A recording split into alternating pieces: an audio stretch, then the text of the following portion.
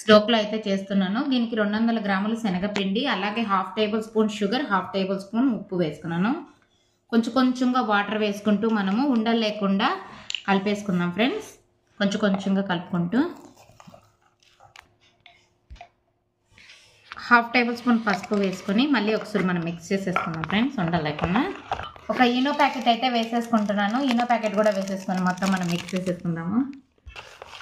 ఒక గిన్నెకైతే చుట్టూరు ఆయిల్ అయితే రాసేసుకున్నాను. ఈ బ్యాటర్ మొత్తం దాంట్లో మనం ట్రాన్స్ఫర్ చేస్తున్నాము. ఇడ్లీ గిన్నె అయితే ఒకటి తీసుకున్నాను ఫ్రెండ్స్. అందులో వాటర్ అయితే వేసుకొని ఒక స్టాండ్ అయితే పెట్టుకున్నాను. బ్యాటర్ అయితే పెట్టేసుకొని కనీసం లో టు మీడియం ఫ్లేమ్ పెట్టుకొని 20 మినిట్స్ మనం బేక్.